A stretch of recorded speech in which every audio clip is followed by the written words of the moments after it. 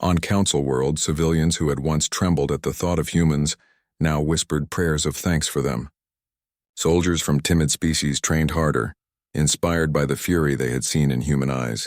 Commanders who once doubted began to send their fleets more willingly, knowing that with humans at the front, there was a chance, however small, that they could win.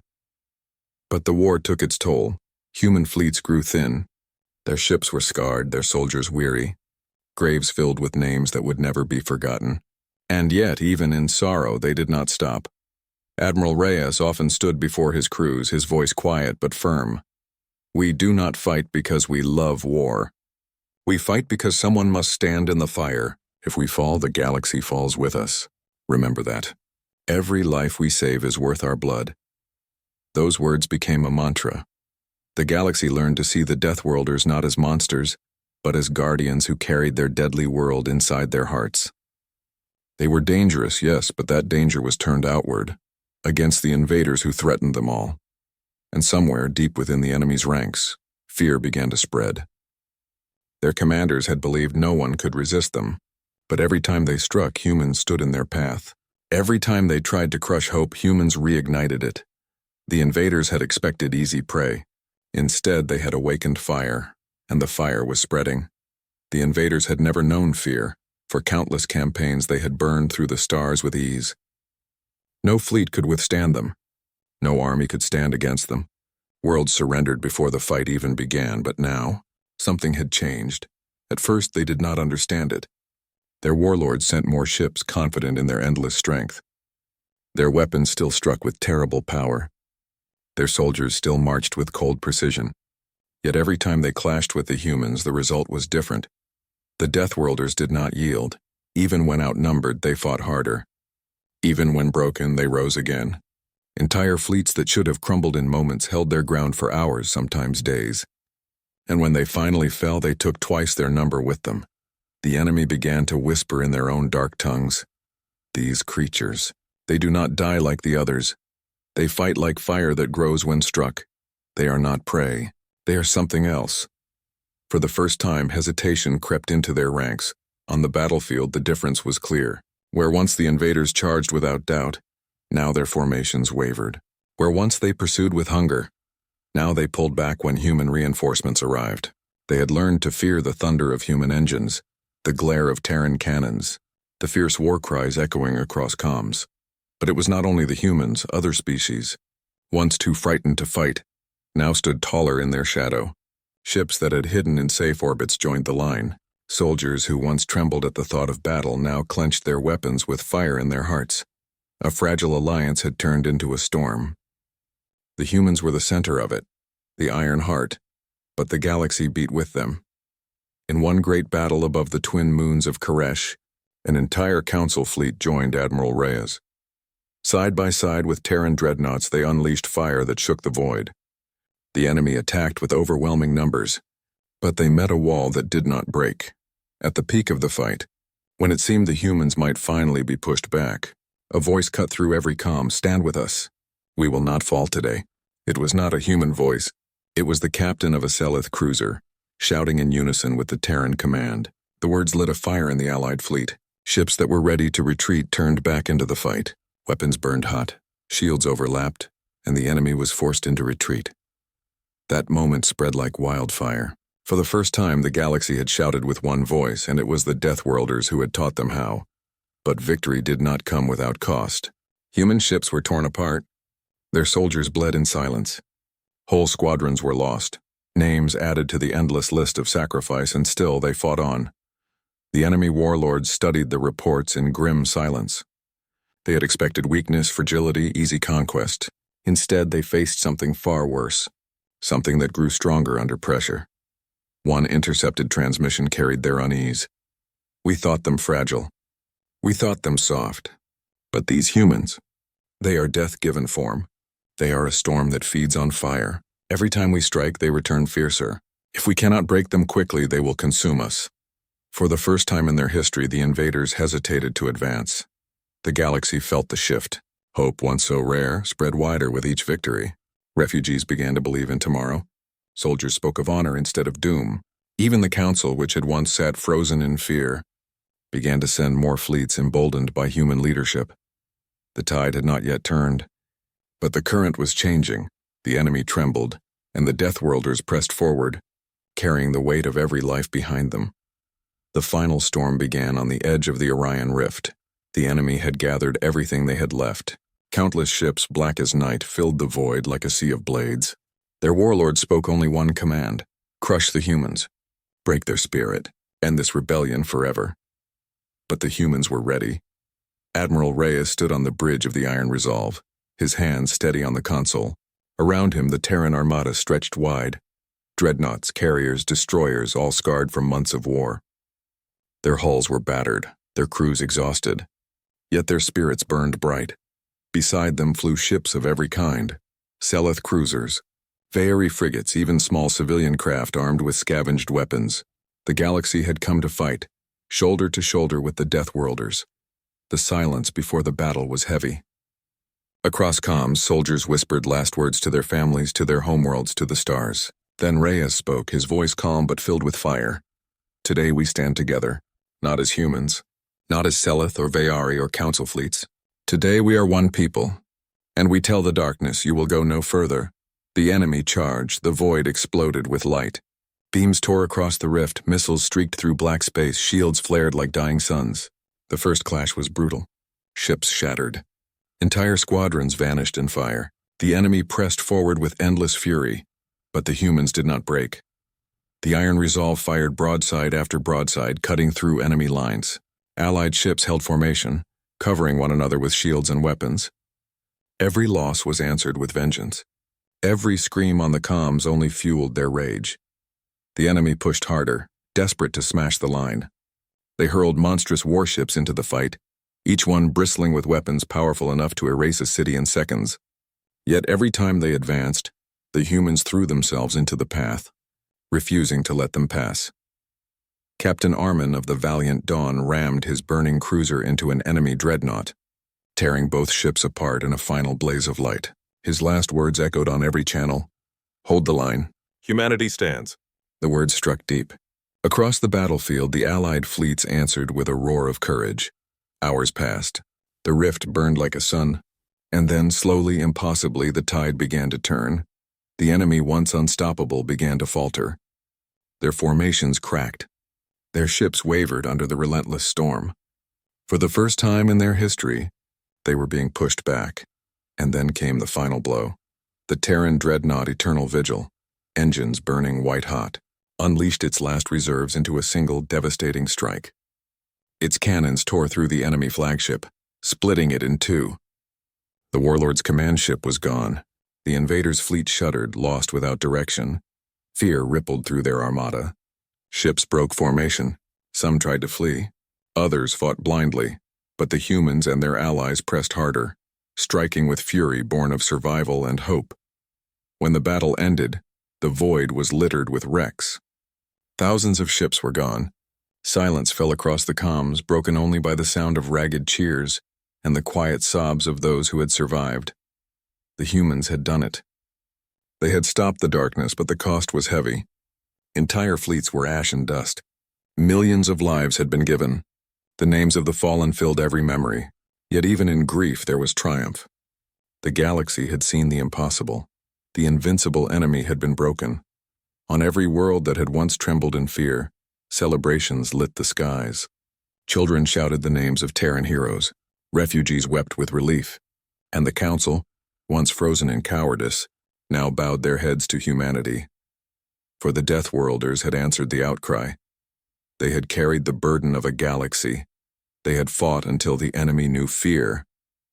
Admiral Reyes stood at the viewport, watching the wreckage drift across the stars. His voice was quiet, but it carried a weight that echoed across the ages. We are not conquerors. We are not tyrants. We are simply survivors, and as long as we breathe, no darkness will ever rule the stars again. The war was not the end of humanity's story. It was the beginning of something greater. For in the silence after the outcry, the galaxy knew one truth. The Deathworlders had risen, and they would never fall. The world of Valari Prime had once been a jewel in the Galactic Union. Its skies were painted with soft blue clouds. Its seas shimmered with crystal waters, and its cities glowed with graceful towers of silver and glass. The Valari were a gentle species. They were poets, singers, and dreamers. Their voices filled the air with songs, and their hands built monuments not of war but of beauty. For centuries they had known peace, but peace had made them fragile. When the Draxian swarm arrived, the Valari were not ready. The Draxians were not like other conquerors. They did not come to rule or enslave. They came to feed. Their black ships descended like shadows, blotting out the sun. Their weapons tore through the cities. Their soldiers, insect-like and merciless, swarmed across the land. Where the Draxians passed, silence followed, because nothing living was left behind. In the first days of the invasion, the Valari tried to resist.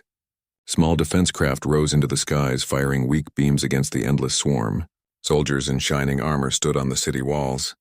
But their weapons broke, their shields fell, and their courage withered. The Draxians were too many, too strong. The Valari, for all their culture and grace, had no claws, no fangs, no fire. Entire cities burned. Fields of golden crops turned to black ash. The once beautiful rivers carried smoke and the wreckage of homes. Families fled into the forests, into the caves, into the mountains. Anywhere the swarm's claws could not reach. And still the enemy followed. In the underground shelters of Lizara City, the last great capital, the Valari huddled together. Mothers clutched their children. Fathers tried to whisper comfort. The air was heavy with fear. Every tremor above felt like the end. The Valari High Council gathered in a circle, their robes torn, their eyes weary. "We cannot win this war," said Elder Sarava, her voice trembling. "But perhaps someone else can." With shaking hands, she activated the ancient transmitter.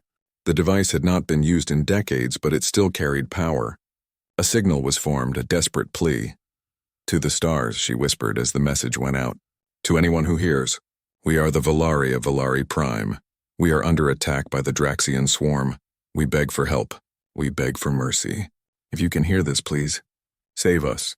The message was short. There was no time for more. Already the ground shook with the weight of enemy ships. The transmission was launched, bouncing between relay stations, traveling into the blackness of space. The Valari people prayed. Day after day they waited. Every morning survivors gathered around the radio receivers, listening for the sound of a voice that was not their own. But the channels were silent. No fleets appeared. No rescuers came. The Union, the great alliance of civilizations, had heard their cry.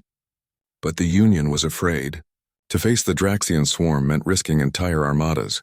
To send ships to Valari Prime was to throw them into fire. And so the Union debated in safety.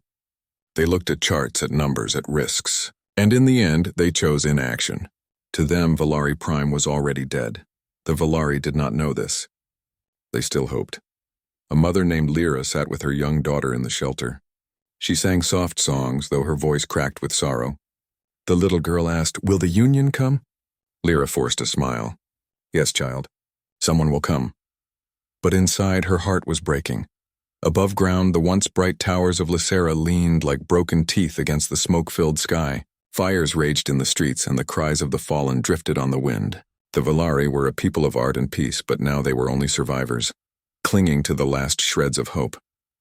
And somewhere, far away, their signal continued to travel, reaching deeper into the void, past the quiet Union borders, past the civilizations too afraid to answer. It flew like a faint spark into the darkness, toward a world the Valari had never known, world the galaxy whispered about in fear, Deathworld. And its children were about to hear the cry for help. The SOS traveled through the stars like a fading candle in a storm, bounced between old relay stations, crossed the lanes of trade routes, and slipped through the border of the Galactic Union. It was not loud nor strong, but it carried a weight heavier than any fleet, a people's desperate cry. Inside the shining halls of the Union's central world, the Valari message reached the ears of those who ruled. The senators, admirals, and ambassadors listened in silence as the recording played. "We are the Valari of Valari Prime. We are under attack by the Draxian swarm. We beg for help. We beg for mercy. If you can hear this, please, save us." The voice was trembling, fragile, broken by static. When it ended, the chamber was still. Finally, Admiral Kavar, his uniform decorated with golden stars, leaned forward. "The Draxians are unstoppable," he said firmly. "They consume everything. To face them means losing thousands of ships. Valari Prime is beyond saving. A senator raised her hand. But they are members of the Union. We cannot simply. We can and we must. The admiral cut her off. If we risk our fleets now, we invite destruction to our own worlds. The swarm cannot be fought head-on. It is better to contain them, not chase hopeless battles. Voices rose and fell in argument. Some demanded action. Others urged patience. In the end, the council chose the same path it had chosen many times before. Inaction. Valari Prime was abandoned. The message, however, did not know the word abandoned. It kept moving, slipping past the bureaucrat's silence, echoing outward across the void. Far away, under the ruined skies of Valari Prime, the people waited. In the broken shelters of Lysera, families huddled near the old radios, straining their ears for any answer. But there was only static. Hope became a cruel weight.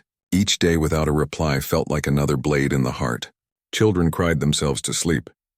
The elders sang songs of comfort, but their voices trembled with doubt. A young man named Kyle stood near the shelter's entrance, staring at the cracked horizon. He clenched his fists as he whispered, "They must have heard us. They have to come." An older Valari beside him shook his head sadly. "Do not put your faith in powers that sit in shining halls, boy. They will not risk themselves for us." Kyle turned, his eyes wet with anger. "Then who will? Are we to die alone?" The elder had no answer. The days grew darker. More cities fell.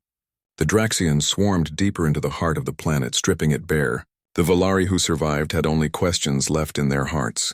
Why had no one answered? Were they not part of the Union? Did their songs, their art, their culture mean nothing?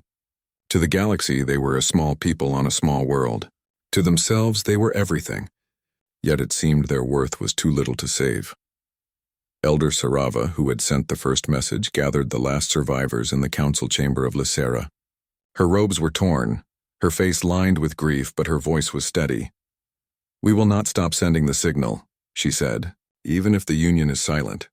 Even if the stars turn away, someone must hear us. Somewhere there must be hearts that cannot ignore a cry for help."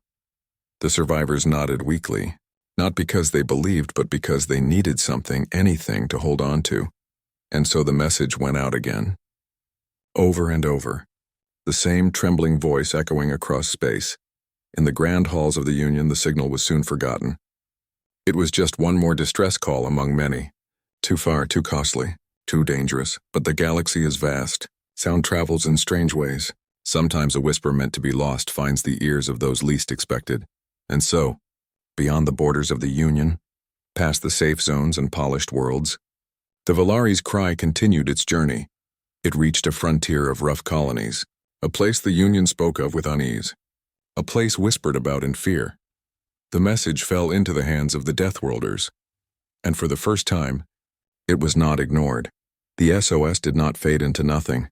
It crossed empty space, sliding past broken satellites and drifting wrecks of old wars. It reached farther, to the edge of known maps where the Union's borders ended and the stars grew wild. Here there were no polished towers or endless debates.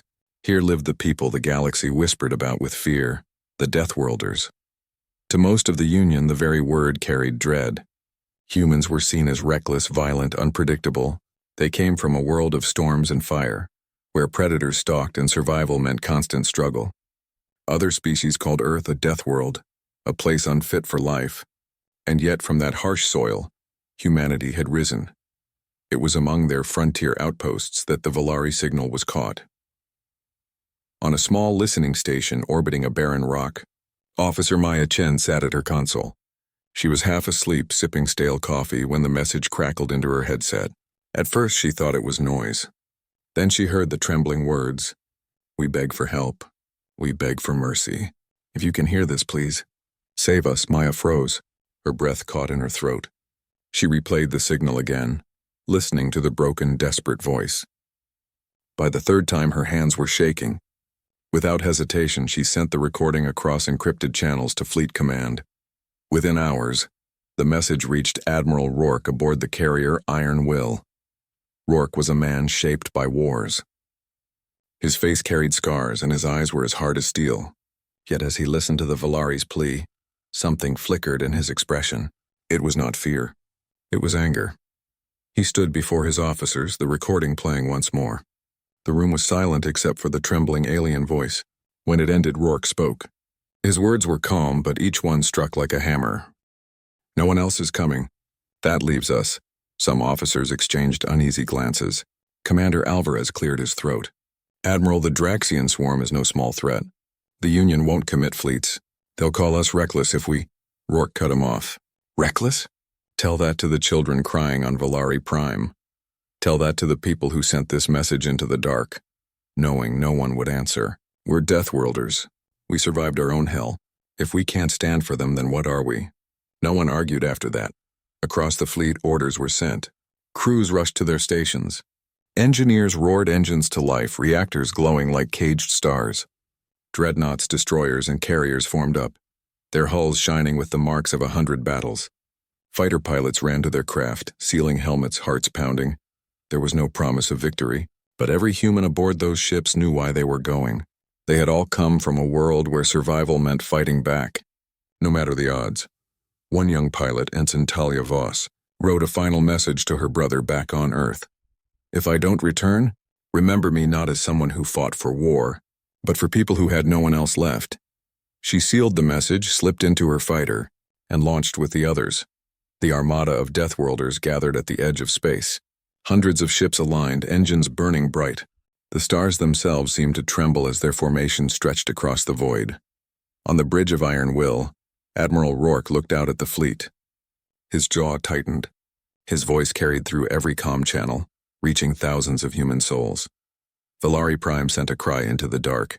We are the answer. We fight not for conquest, not for glory, but because no one else will. Today, the swarm learns that when Deathworlders hear a cry for help, they come. The comms erupted with cheers, with voices swearing oaths, and then the armada jumped, space folded, light shattered. In an instant, humanity's fury crossed the stars. On Valari Prime, the people still hid in their shelters, waiting for silence to swallow them. None of them knew that far beyond their broken skies, the deadliest children of a death world were already on their way.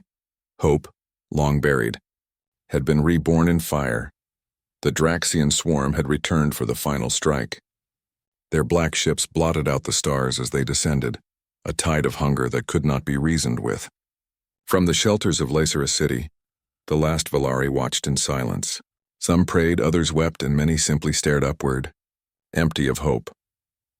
On the surface, the sound of the swarm was like thunder, the beating of countless wings, the shriek of their weapons, the endless march of claws tearing through the ruins. The Valari had no strength left. They were ready to meet their end, and then the heavens split apart. The first flash was like lightning tearing through the night. Dozens of bright shapes burst from hyperspace above the planet, followed by hundreds more. Metal giants filled the sky. Human warships, their hulls gleaming silver and black, their engines roaring like storms. The Valari gasped. Children pointed with wide eyes. Elders trembled, whispering to one another. The Union? Did they come after all? But these were not Union ships. Their designs were sharper, their forms built for war, not ceremony. And when the Valari saw the symbol painted across their hulls, the red and blue crest of Earth, they understood. The Deathworlders had come. From the bridge of the dreadnought Iron Will, Admiral Rourke stood tall. His voice cut through the comms like steel. All ships open fire. Show the swarm what it means to face humanity. And the armada obeyed. Dreadnought cannons roared, sending blazing plasma lances across the void.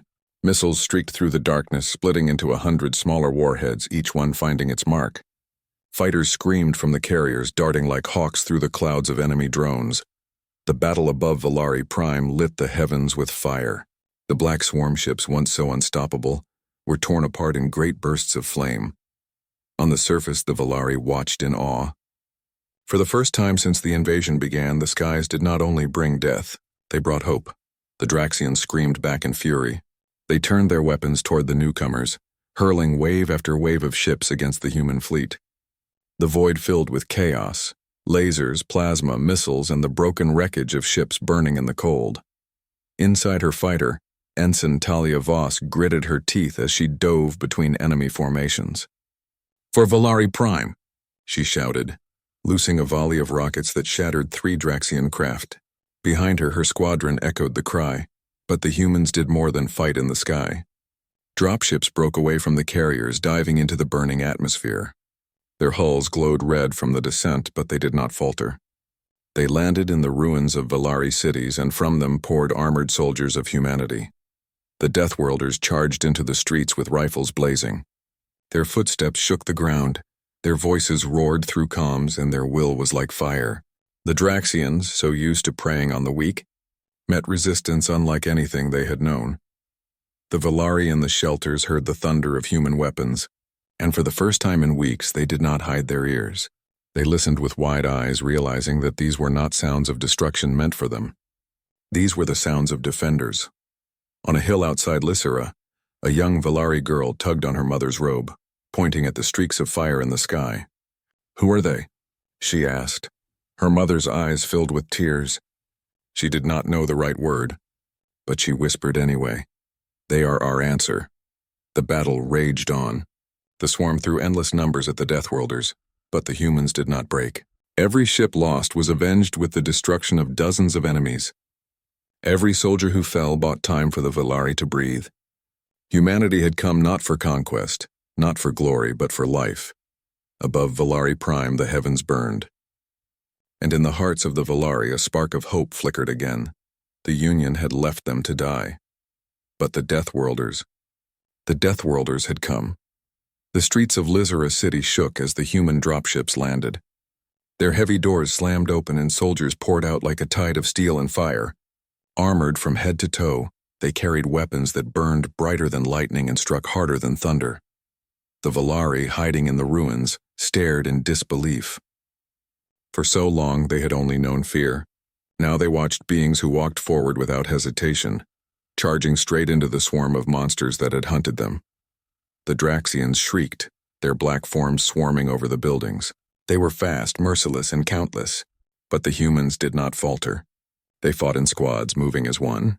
Every step was guarded, every shot counted. When one soldier fell, another pulled them back, covering them with fire. To the swarm, the humans were not prey. They were predators. Admiral Rourke stood on the bridge of Ironwill, watching as the battle spread across the surface. His voice carried across the fleet. "Hold the line. Protect the civilians. Every Valari life saved is a victory." In the streets, Captain Armin Hayes led his company through the shattered marketplace of Lysera. The ground was littered with broken stone and burning wood, the air filled with smoke. From above, the black wings of Draxian drones swept low. "Shields up," Hayes shouted. The soldiers raised their portable barriers, glowing fields of blue light. The Draxian beam struck the shields but could not break through. Then with a signal, the humans returned fire. Plasma bolts cut through the swarm, tearing the creatures apart. A Valari boy, hiding behind rubble with his family, peeked out just in time to see Hayes drive his blade into a charging Draxian, forcing it to the ground. The boy gasped. He had never seen anyone stand against the swarm like that.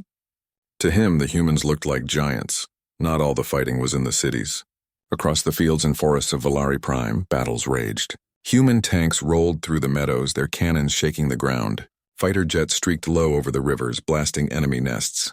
Everywhere the swarm turned, they found resistance. The Valari, though weak, began to rise from their shelters.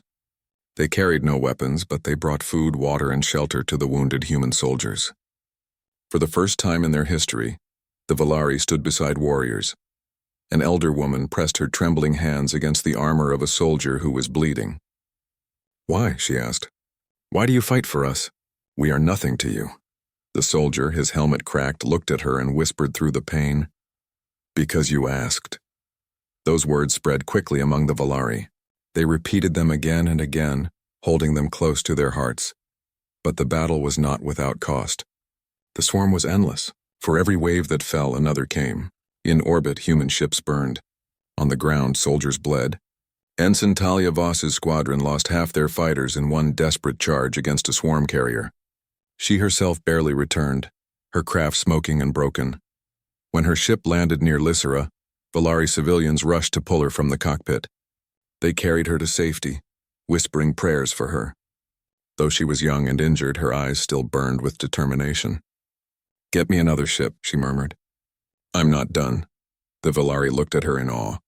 To them, This spirit was something alien, something stronger than fear. As the sun set over the broken city, the fighting slowed. Fires burned across the skyline and the smell of smoke filled the air.